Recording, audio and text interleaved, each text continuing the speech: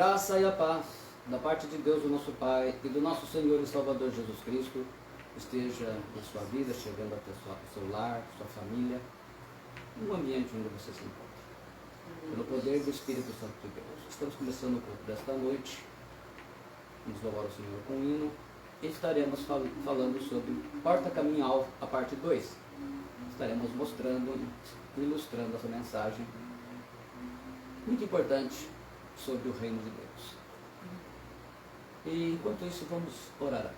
Pai Celestial, em nome do Senhor Jesus Cristo, no poder do Espírito Santo, nós oramos agora. Pedimos a tua luz, a tua direção, que o Senhor esteja falando conosco, abençoando a vida de todas as pessoas que precisam receber essa mensagem tão importante, meu Deus. Em nome do Senhor Jesus Cristo e no poder do Espírito Santo. Graças nós te damos. Amém. Lembrando a todos, que nós estamos preparando para a mensagem do Apocalipse. Vamos ver se a gente consegue começá-la no dia 26 de dezembro, último sábado. E por isso que nós estamos, então, fazendo essa mensagem Porta Caminho Alvo, mais ou menos no mesmo estilo, que é para estar corrigindo eventuais problemas e erros, para que a gente possa transmitir o Apocalipse da melhor forma possível. Vamos louvar o Senhor.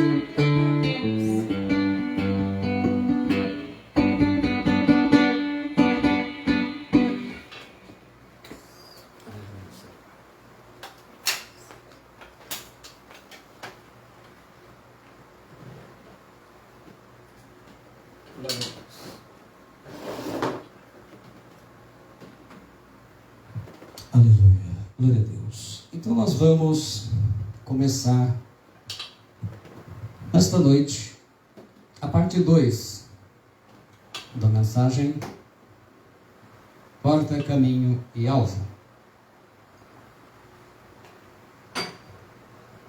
E vamos então estar conhecendo a mensagem do Evangelho, a mensagem de Jesus à igreja, como foi apresentada e como ela deve ser apresentada a todas as pessoas. Então, caminho certo, caminho errado. Opte pelo caminho estreito, porque ele é que te leva à vida eterna. Alvo. Porta, caminho, alvo. Mensagem de 2018, que a gente revisou agora em 2012, para a segunda parte, para poder estar ilustrando de forma bem entendida, né? Então nós começamos a falar Você passa pela porta, tem um caminho a seguir até chegar no alvo. Entrai pela porta estreita, porque larga é a porta e espaçoso o caminho que conduz à perdição. E muitos são os que entram por ela. Mateus 7,16. Como nós estamos vendo, a mensagem, ela é a mensagem do Evangelho, a mensagem do Senhor Jesus Cristo. A porta estreita, então, é o desafio de nós compreendermos o que é e como passar. E porque estreita é a porta, e apertado o caminho que leva à vida, e poucos há que a encontrem. Mateus 7,14, dizendo também o próprio Senhor Jesus. Então, nós vamos aí procurar essa porta. As 3 etapas na vida do cristão: a porta, o caminho e o alvo. Nós falamos da porta na mensagem passada. Agora estaremos falando do caminho. Você passa pela porta quando se arrepende e aceita o batismo. Aquele que crer e for batizado será salvo, e o que não crer será condenado. Marcos 16:16. Abandonem o falso ensino de que tem que estar preparado. Para se batizar, tem que se arrepender da vida passada de pecado, da rebelião. A gente se arrepende, essa vida passada de pecado, é porque nós éramos independentes e governávamos a nossa vida. Então a gente se arrepende disso e agora aceita o reino de Deus, o governo de Deus. Tem cristão morrendo sem o batismo, porque aceitou a Jesus como Salvador. E acha que está resolvido o problema e adia, porque não está preparado para o batismo. E disse-lhes Pedro: arrependei-vos e cada um de vós seja batizado em nome de Jesus Cristo, em remissão de pecados, e recebereis o dom do Espírito Santo. Atos 2,38.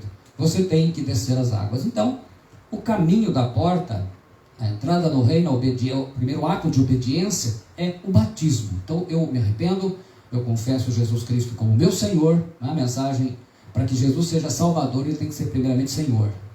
Arrependei-vos e seja batizado. Então, isso aqui é um batismo, imersão nas águas, né? Fora disso não é batismo. A palavra grega batismo, baptizo, significa mergulhar, né? Como afundar o navio. Senhores, que é necessário que eu faça para ser salvo? E eles disseram: crê no Senhor Jesus Cristo e será salvo tu e tua casa. E lhe pregaram a palavra do Senhor e a todos os que estavam em sua casa. E logo foi batizado, ele e todos os seus. Atos 16, 31, 32, 33b. O carcereiro, Paulo e Silas, né? Há pessoas na igreja que morrem sem serem batizadas. Infelizmente, as pessoas passam tempo adiando essa decisão. Não estou preparado. Na verdade, como nós vimos, tem que estar com a atitude de arrependimento. Caminho apertado mesmo, né? Então a gente tem que tomar essa decisão, fazer essa escolha. Nasceu de novo, agora é um recém-nascido em Cristo. 1 Pedro 2,2. Desejai afetuosamente como meninos, novamente nascidos, o leite racional, não falsificado, para que por ele vades crescendo. 1 Pedro 2,2. Leite racional é o ensinamento puro da palavra de Deus, o verdadeiro evangelho de Jesus Cristo, que não é evangelho da prosperidade, esse evangelho brasileiro. O evangelho de Jesus Cristo é o evangelho do reino de Deus, onde Jesus é Senhor de todas as suas coisas. Tudo. Então, quando nós nos arrependemos e confessamos a Jesus como nosso Senhor, nós temos um novo nascimento. Quem nasce é bebê. Então a gente precisa aprender a palavra do Senhor, não doutrinas humanas. Assim que, se alguém está em Cristo, nova criatura é. As coisas velhas já passaram. Eis que tudo se fez novo. 2 Coríntios 5,17. Criatura, a palavra kitsis, em grego, quer dizer criação. Velhas, arcaios, de onde vem a palavra arcaico. É a palavra grega. Antigas, velho homem, o novo. Aqui é kainos, algo nunca feito. Sobre essa questão do novo, no estudo do Apocalipse, nós vamos estar explicando bem. Então, o que ele quer dizer? As coisas velhas já passaram. Ele usa a palavra em Romanos 12, da transformação da mente, ele usa a palavra metamorfose, metamorfo, né, que é de metamorfose. E que é o quê? É como a palavra é essa transformação da lagarta numa borboleta. Então, era uma criatura velha e agora passa a ser uma criatura nova. Então, em Cristo, nós mudamos a natureza. Tem que mudar a natureza para que mude o caráter. É por isso que existe muito cristão, dito cristão dentro da igreja, com uma vida completamente torta, cheia de pecados ocultos, e não mudam. Por quê? Não houve realmente um arrependimento. A guerra em você. E aí começa uma guerra. O caminho, ele fala de uma guerra. É uma guerra espiritual. A carne versus o espírito. A carne quer que você volte à carne. É por isso que a gente vê constantemente as pessoas querendo voltar a praticar coisas carnais. E o espírito, né, a parte espiritual na nossa vida, querendo que a gente busque as coisas de Deus. E a gente vai estar aí, então, analisando isso. Começa uma guerra que você nunca viveu antes. Carne versus espírito, espírito versus carne. E é isso que acontece e vai ser assim até o dia que nós partimos daqui. Porque a carne cobiça contra o espírito e o espírito contra a carne. E esses opõem-se um ao outro, para que não façais as coisas que quereis. Gálatas 5,17.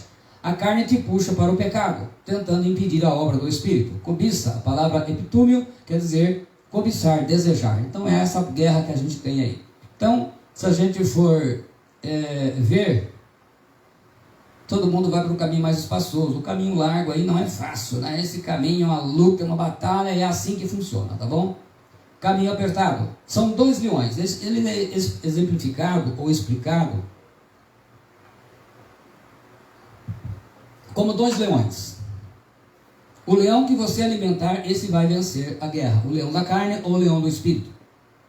Porque a inclinação da carne é morte, mas a inclinação do espírito é vida e paz. Vós, porém, não estáis na carne, mas no espírito, se é que o Espírito de Deus habita em vós. Mas se alguém não tem o Espírito de Deus, esse tal não é dele. Romanos 8, 8, 9. Então, nós aqui estamos vendo o quê? E vamos ver isso. É uma guerra espiritual que acontece na nossa vida. A partir do momento que você nasceu de novo, que você confessou Jesus Cristo como seu Senhor, você foi batizado, agora começa uma guerra espiritual na sua vida. Então, o caminho apertado, ele pode ser exemplificado cheio de dificuldades, né? Como se fosse isso daí, olha. São situações, nós vamos ter que estar batalhando a cada instante, cada momento, todo dia da nossa vida. Então, a parte do espírito, o leão do espírito ou o leão da carne, esse corre mais velozmente. Por quê? Porque os desejos da carne, eles são fortes e nos impulsionam, sempre vai impulsionar para praticar o pecado. Infelizmente, a maioria hoje tem alimentado o leão da carne. Carne, esse leão se alimenta de sentimento e desejos do pecado e coisas do mundo, que fortalece os desejos carnais, tais como músicas, festas, bebidas, conversas, cobiças, fornicação, pecado sexual em geral. E esse é o motivo porque a igreja do Senhor tem tanto pecado, inclusive os integrantes de ministérios de louvor, né? Estão aí repletos de pecados, infelizmente, porque se alimentam muito mais o leão da carne.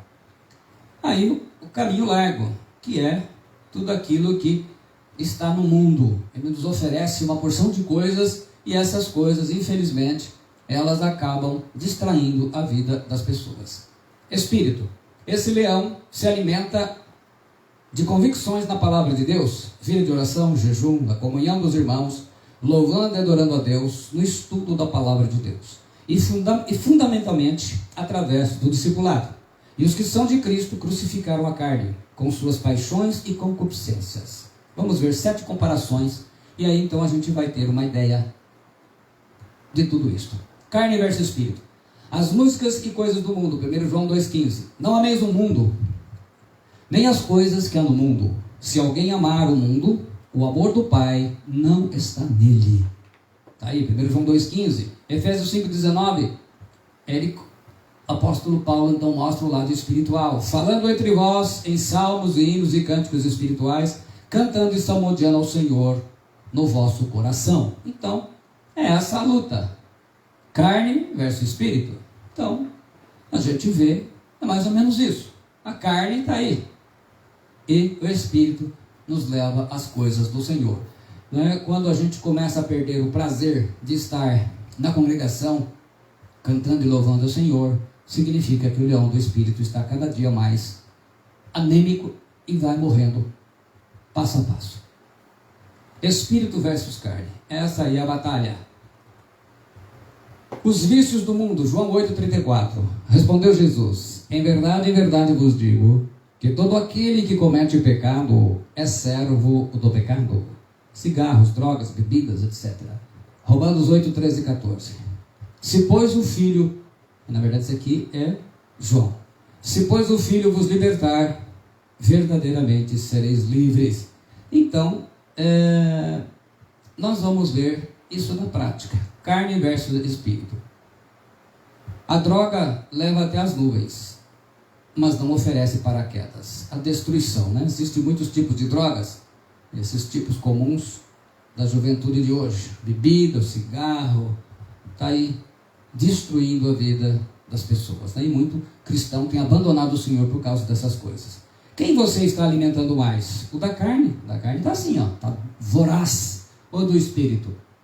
É uma batalha porque nós, ao nascermos de novo, a gente era filho do diabo, filho do mundo. Então a gente queria as coisas do mundo. Aí é a batalha, né? Querer voltar. Falando mentiras, Apocalipse 21, 8, lá, esse texto será também parte daquilo que vamos estar ensinando na mensagem do livro do Apocalipse. Mas quanto a todos os mentirosos, a sua parte será no lago que arde de fogo e enxofre, que é a segunda morte. Aliás, o lago de fogo vai ter uma parte especial também no ensino. Falando a verdade, Efésios 4:25, por isso deixai a mentira e falai a verdade, cada um com o seu próximo, porque somos membros uns dos outros.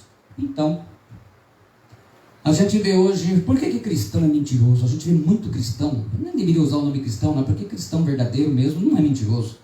Tem evangélico, não é? Mais uma religião. Né? O cristão mesmo, ele é um discípulo de Cristo, ele se parece com Cristo. Mas por que as igrejas têm tanta gente mentirosa? Tanta gente que mente? Aí está a questão do seu leão carnal, né? Mente descaradamente, mente para a esposa, mente para o marido, mente para o pastor, mente para todo mundo, né? Palavrões, fofocas, não saia da vossa boca nenhuma palavra torpe, mas só a que for boa para promover a edificação, para que dê graça aos que a ouvem. Nem torpezas, nem tolices, nem zombarias, que não convém, mas antes ações de graças, porque bem sabeis disso, que nenhum fornicador ou impuro tem herança do reino de Cristo e de Deus. Então, a gente vê muito ainda hoje as pessoas que usam o nome de evangélico e são fofoqueiras, xingam, falam palavrões. Infelizmente, está aí alimentando o leão da carne. Palavra torpe, sapros, quer dizer podre, estragada, são palavrões e os xingamentos, torpezas, ascrotes, palavras e piadas obscenas, maliciosas, vergonhosas, tolices, morologia, palhaçada, conversa boba e de fofoca, né? E zombarias, a palavra eutrapelia, faceia, tirar sarro para humilhar alguém, caçoar. Então, esse tipo de coisa não faz parte da vida do verdadeiro cristão. E também ainda, falamos de 7, né? A quinta, carne versus espírito, vida fora do discipulado, Gálatas 5:15. Se vós, porém, vos mordeis e devorais uns aos outros, vede que não sejais mutuamente destruídos. Cristãos soltos sempre criam brigas e confusões, né? Que são pessoas que não têm disciplina porque não tem discipulado, não tem um discipulador, não tem alguém que lhe orienta. Vida no discipulado, Romanos 16:19. Pois a vossa obediência é conhecida por todos, por isso me alegro a vosso respeito e quero que sejais sábios para o bem e simples para o mal. O bom discípulo é a alegria do seu pastor, com certeza. Falta de perdão e falta de oração, Mateus 6,15. Se porém não perdoardes as suas ofensas, também vosso Pai vos perdoará as vossas ofensas. Hoje em dia as pessoas aprontam numa congregação, né? Diz que perdoa, sai e vai para outra e larga lá o problema. Perdão e oração, Mateus 6, 9a e 12. Portanto, vós orareis assim: Pai nosso que estás nos céus, e perdoa-nos as nossas dívidas, assim como nós perdoamos aos nossos devedores. Então, uma vida sem oração, uma vida de falta de perdão, é sinal de que o leão da carne está cada dia mais forte. Então está aí, as pessoas ofendidas, né? Hashtag chateada, hashtag me ofendeu, hashtag eu não te perdoo e caiu fora. Infelizmente, a falta de prática hoje em dia, né? Muita gente diz que mas não pratica a palavra do Senhor, tem gerado muitos problemas, e um deles é a dificuldade de perdoar ou de pedir perdão. Carne versus espírito. Vinho ou espírito? Efésios 5,18. Existem várias mensagens em que nós explicamos detalhadamente esse texto. Aqui a gente vai fazer um comentário geral. O que será que ele está dizendo? Que a gente pode encher o caneco? Ou ele está falando algo do Espírito Santo? E não vos embriagueis com vinho, em que há dissolução, mas enchei-vos do Espírito. Então a primeira coisa que a gente precisa ver é que esse versículo tem sido usado aí pela turma do barril, né? A comunidade da cachaça ou a congregação do barril, para defender, ó, se não é para me embriagar, a gente pode beber um pouquinho, né? Será que o apóstolo Paulo escreveu isso mesmo? Os efésios eram adoradores de Dionísio, conhecido como Baco, Deus, e ao beberem, cantavam, dançavam e profetizavam sob o controle de Baco. Enchei-vos, a palavra pleiru, a ideia é controlar, é ter controle. Após a conversão, continuaram nisso. Então o apóstolo Paulo escreve para eles, essa vida acabou. O que está acontecendo? Quando ele faz essa comparação de embriagar, a gente pode ver que ele fala de estar cheio do Espírito Santo. Em Atos 2, 4, 13 e 15, a gente vê bem isso. Todos ficaram cheios do Espírito Santo e passaram a falar em outras línguas. Outros, porém, zombando, diziam: estão embriagados. Estes homens não estão embriagados como vindes pensando, responde Pedro, sendo esta a 3ª hora da manhã, a 3ª hora do dia, 9 horas da manhã. Então ele está dizendo que existem 2 tipos de embriaguez, de controle, do Espírito Santo e da bebida. Então ele fala para os cristãos de Éfeso, né, os efésios, que agora, no passado, eles eram controlados, se embriagavam com vinho. Agora é o Espírito Santo. Então, como aconteceu em Atos 2, em que as pessoas pensavam que eles estavam embriagados, mas eles estavam cheios do Espírito Santo. Mas e o não vos embriagueis com vinho? Paulo está citando Provérbios 23, 31, do 32 ao 34, na versão da Septuaginta, que foi aquela tradução dos 72 rabinos hebreus, muito conhecedores do grego, que traduziram, a mando do imperador grego, né? Fizeram a tradução do Antigo Testamento hebraico para o grego, né? Porque o império ele queria essa tradução. E aí então ele cita aquilo lá, né? Não se deixe atrair pelo vinho quando está vermelho, quando cintila no copo e escorre suavemente. No fim ele morde como serpente e envenena como víbora. Seus olhos verão coisas estranhas e sua mente imaginará coisas distorcidas. Você será como quem dorme no meio do mar. Então ele citando essa versão, ele faz uma referência e ele que fala isso, né? Então, esqueçam isso. Enchei-vos, a ideia da palavra é controle. Quem controla você? Quem bebe do álcool volta a ter sede e vai beber novamente. É controlado pelo álcool.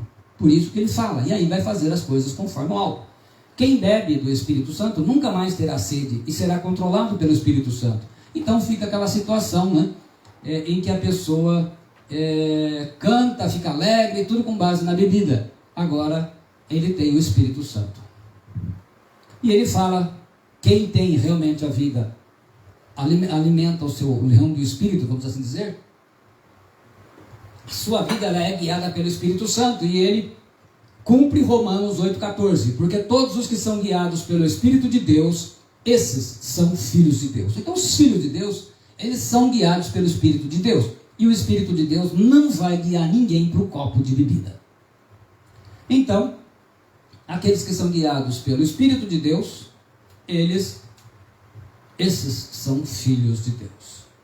Resumindo o ensino de Jesus, a porta larga é o mundo. Muitos entram por ela, inclusive pessoas dentro da igreja, que são os cristãos nominais, só de nome. O caminho espaçoso é o da carne, que conduz ao pecado. Então, a porta larga é o mundo, o caminho espaçoso é a carne que conduz ao pecado. Então a porta larga está aí, bem larga para todo mundo que quiser cair nela. A porta estreita é o arrependimento que leva ao batismo, e poucos a encontram. Caminho apertado é o do Espírito. Por isso que ele fala que é apertado, porque é apertado mesmo, é difícil, como a gente viu em várias ilustrações ali. E aí começam a aparecer os frutos na nossa vida. Isso acontece na vida daquele que vai sendo guiado pelo Espírito Santo. O amor, agapei, a Deus e ao próximo. O gozo, cara, felicidade, palavra que vem da palavra graça, né? Caris, felicidade com Deus. Essa alegria é felicidade com Deus, por você ser de Deus, por ser filha de Deus, filho de Deus. Paz, irenei, calma interior. longanimidade, a palavra macrotúmia, paciência, perseverança, tolerância, benignidade, a palavra Christotes, preocupação em tratar os outros com gentileza como Jesus tratou. Então começa a mudar mesmo. Então essa mudança na natureza. Não aconteceu isso. Então tem algo errado. Bondade. A palavra agatossune é a excelência espiritual em ajudar os outros. É uma iniciativa. Essa bondade é uma coisa prática. Ela vê a necessidade e providencia como ajudar a pessoa. Se ela não pode, ela arruma e ajusta para que outra pessoa faça isso. Fé, pistes, emuná, que nós também já ministramos diversas mensagens sobre ela. Lealdade e fidelidade do caráter de Deus e a confiança que temos em Deus. Mansidão, praóteis, submissão, dócil, calma e humilde. É o contrário do agressivo. E a temperança, né? Encratia é o domínio próprio, autocontrole. Tem o domínio sobre os desejos e paixões. Nos nossos tempos, né? Ainda mais, esse fruto do Espírito Santo é necessário, porque as pessoas estão descontroladas e desenfreadas para pecar, e estão pecando mesmo, né? Não estão nem preocupadas com o inferno. E sobre o inferno e o lago de fogo, o Apocalipse vai nos ajudar muito a entender isso. A importância do discipulado. Se é que de fato ouvistes, e nele fostes discipulados, conforme a verdade de que está em Jesus, quanto à antiga maneira de viver, fostes instruídos a vos despires do velho homem, que se corrompe por desejos enganosos, a serdes renovados no vosso modo de raciocinar, e a vos revestirdes do novo homem, criado para ser semelhante a Deus em justiça e em santidade, provenientes da verdade. Efésios 4, 21, 24, na versão King James em português. Então, essa questão do discipulado, do ensinamento, de você se transformar num discípulo de Jesus Cristo, ela é fundamental para quê? Para a gente se despir, né? Tirar a roupa do velho homem, do pecado, das coisas do mundo, do velho homem, que se corrompem, né, nos desejos, estão corrompendo, né? E a gente se viste, é como se fosse roupa. Tira a roupa velha e põe a roupa nova. A roupa velha é o velho homem, a roupa nova é aquilo que vem de Cristo. Portanto, ide fazer discípulos de todas as nações, batizando-os em nome do Pai, do Filho e do Espírito Santo, ensinando-os a guardar todas as coisas que eu vos tenho mandado. E eis que estou convosco todos os dias até a consumação do mundo. Amém. Mateus 28, 19 e 20. A ordem suprema, a última ordem que o Senhor Jesus deu à sua igreja. Então, no caminho apertado, nós aprendemos que o discipulado tem 3 pontos fundamentais no reino de Deus: a comunhão, a obediência e o serviço. Então, isso daqui vem para ir contra esses ensinamentos que têm surgido aí, especialmente na internet, do povo que acha que pode fazer a sua interpretação particular da Bíblia. Comunhão. A sua casa é a comunhão com os irmãos. Ora, se você faz parte da família de Deus, você só pode estar com os irmãos, né? E qualquer que tiver dado só que seja um copo de água fria a um desses pequenos, em nome de discípulo, em verdade vos digo que de modo algum perderá o seu galardão. Mateus 10, 42. Por 2 anos permaneceu Paulo na sua própria casa, que alugara, onde recebera todos os que procuravam. Atos 28, 30. Ele transforma a sua casa num centro do reino de Deus. Jesus é seu Senhor, então a sua casa também pode ser usada para fazer discípulos, e deve ser. Obediência, o exemplo de Jesus, né? A obediência é fundamental. Não há como dizer que é discípulo de Jesus, que é salvo, que é cristão, se não houver obediência à palavra de Deus, obediência àquilo que o Senhor nos ensina. E o exemplo está Jesus, porque ele foi obediente até a morte, e morte de cruz. Cristo, ainda que era filho, aprendeu a obediência por aquilo que padeceu. Hebreus 5, 5 a 8. Porque Jesus teve que aprender a obediência não tendo pecado? A resposta: para comprovar que Jesus era humano e não divino quando se encarnou. Então, todas as coisas que ele teve que padecer é para mostrar realmente e provar que ele era homem, ele era humano. Ele realmente, o Logos, ele se torna, né, o Filho de Deus eterno, ele se torna Jesus de Nazaré, e por isso que ele nasceu de uma mulher, Maria, e era humano. Então, ele teve que aprender a obediência pelas coisas que sofreu. Serviço. Para Jesus, maior é o que serve. Hoje, na igreja atual, maior é o que é servido. As pessoas não querem fazer, querem que façam para elas. Mas para Jesus continua a mesma coisa. Maior é o que serve. Muitas vezes a gente tem um desafio para servir, não é? Como esse povo todo aqui, para atender aquela idosa, né? Então isso é o exemplo de serviço. Maior é o que serve. Hoje, para nós no mundo, maior é quem está aqui sentado. Para Jesus, maior são os que servem. Quem serve é maior do que é servido. Não será assim entre vós, mas todo aquele que quiser entre vós fazer-se grande, seja vosso serviçal. E qualquer que entre vós quiser ser o primeiro, seja vosso servo. Então, esse serviçal, serviço, palavra diáconos, é diaconia, não é de diáconos. No reino de Deus, o maior será sempre aquele que serve aos irmãos. Então, é servir. O que eu estou fazendo aqui é servindo.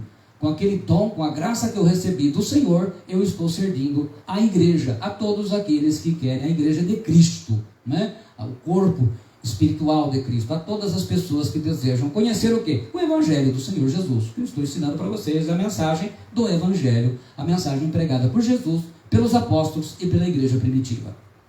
Como vocês podem ver, não há espaço para a teologia da prosperidade, porque ela não é de Deus. Existem duas situações no caminho.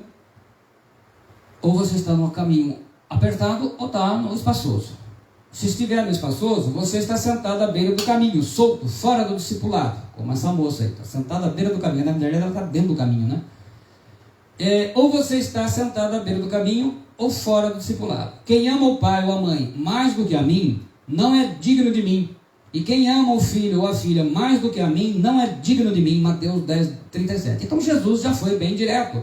Então ele fala que quem ama o seu próprio pai, a sua mãe, o seu filho, a sua filha, mais do que ele, não é digno dele. Agora, o discipulado é a parte fundamental, porque nós aprendemos e nós ensinamos. Nós aprendemos e nós ensinamos. Nós aprendemos e nós ensinamos. E a vida inteira vai ser assim. Pelo menos para aqueles que são discípulos do Senhor Jesus. Ou está andando no caminho apertado. Tem quem diga não, né? Hebreus 12. Mas se estáis sem disciplina, da qual todos são feitos participantes, sois então bastardos e não filhos, discipulador designado por autoridade. Então o que acontece? Quando a gente não tem disciplina, a gente não é corrigido, a gente não é filho, a gente é bastardo. Porque Deus trata os seus filhos. Ora, o sujeito estava numa congregação, ele pecou. Aí ele ficou de disciplina, ele caiu fora, correu para outra, para não ser disciplinado. Lá ele é recebido com pompas e glórias. Não é filho, ele é bastardo, porque os filhos de Deus são disciplinados. O que o Espírito Santo tem que transformar em sua vida? Então vamos lá. Aqui as lições a gente coloca, porque toda essa mensagem ela é ensinada na nossa apostila de discipulado. Tá? A sua vida de obediência, você era rebelde, todos nós éramos rebeldes. Governávamos as nossas vidas. Então o primeiro arrependimento é o arrependimento da independência, para que a gente passe agora a ser dependente de Deus. Aí a gente passa a ter o governo de Deus, o reino de Deus. A sua comunhão com Deus, a sua família, Ele vai transformar, porque você tem que ser modelo para a sua família. O seu caráter, essa é a parte difícil mesmo de mudar o caráter, porque tem que mudar a mente e o coração. Você no seu trabalho, você tem que ser realmente o modelo lá. Suas finanças e o dízimo, essa parte então aqui, hoje está uma rebeldia total, porque todo mundo usa o dinheiro para tudo, menos para a obra. Como você como igreja, seu discipulado, você é a volta de Cristo. Então, como igreja, você é igreja, mas você é igreja dentro da igreja. Vamos ao exemplo. Esse dedo, ele é dedo, mas ele é corpo. Mas ele é corpo na mão, a mão no braço e no corpo. Se ele cair sozinho, ele é um dedo fora do corpo e vai apodrecer e morrer. Então, você fora do corpo, você simplesmente é um órgão que foi extirpado do corpo e vai morrer. Então, quando eu fico em casa sozinho, digo, eu sou igreja. Não, você é igreja no corpo. Quando você sai fora dela, você não é igreja. Você é um órgão que saiu do corpo, está apodrecendo e vai morrer.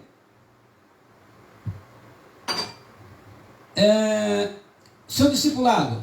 Bom, se você é um discípulo. Você e a volta de Jesus. A gente se prepara para se encontrar com o nosso Senhor. A ordem das prioridades no caminho apertado ou espaçoso, no reino de Deus.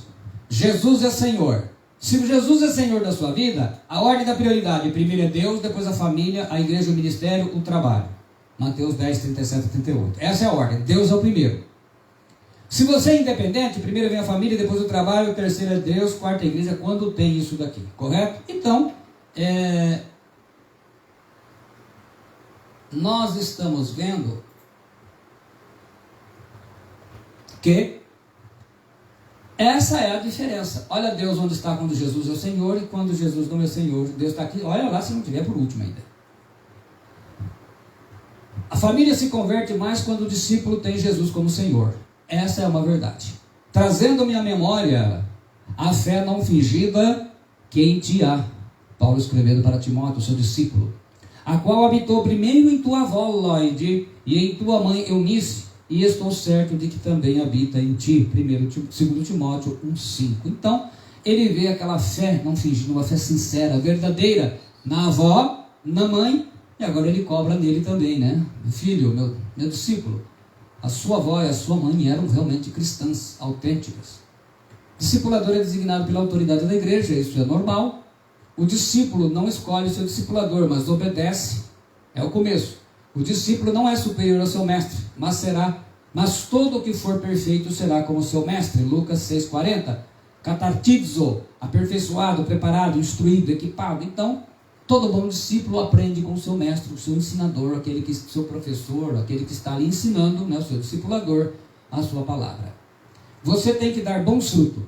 Toda árvore que não dá bom fruto, corta-se e lança-se no fogo. Mateus 7,19. Evangelho, tudo isso é evangelho. Você tem dado mais frutos na carne ou frutos do Espírito? Nunca se esqueça disso. A árvore que não dá bom fruto, corta-se e lança no fogo. Então, é isso que nós temos que ver, né? Muitos já estão caindo aí. A sua missão é ser semelhante a Jesus.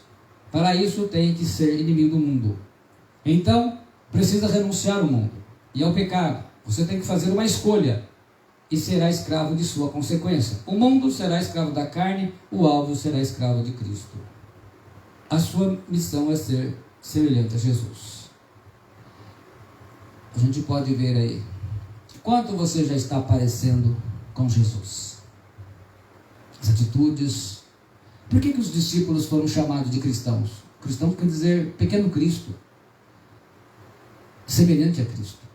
Viam nos cristãos como se fosse Jesus, o Cristo.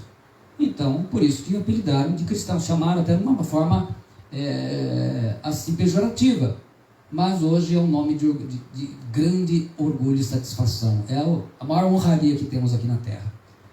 O caminho espaçoso, quando nós estamos alimentando a carne, não gosta de orar nem jejuar, não gosta de ler a palavra, não gosta do discipulado, tempo gasto com atividades que dão prazer à carne, faz o que quer, quando quer e como quer. Ele não é um discípulo, não, e muito menos de estar com a congregação. Caminho estreito, gosta de orar e jejuar, gosta de ler a palavra, obedece ao discipulado, tempo gasto com atividade que edifica a sua vida espiritual, como esta, por exemplo, que está aprendendo. É um discípulo obediente e entendeu a missão dada. Vamos ao alvo. O seu alvo é? Bom, essa fica para depois. Então, nós estamos aí preparando, fazendo exibição, estamos vendo como estão ficando, porque a gente está tentando fazer o melhor possível para nós ensinarmos o Apocalipse. E a gente sabe que é um desafio bem grande, mas eu tenho certeza que vai enriquecer e abençoar a todos aqueles que amam a palavra de Deus, especialmente nesse tempo de fim. Pai Celestial, eu te agradeço em nome de Jesus Cristo, estarmos ministrando esta mensagem, porta, caminho, alvo. Hoje falamos do caminho. Que o Senhor esteja abençoando a vida de todas as pessoas que estão sinceramente sedentas por ouvir a mensagem do Evangelho, do Reino de Deus, que é o Evangelho de Jesus Cristo. Deus te abençoe, em nome de Jesus Cristo. Amém. Obrigado.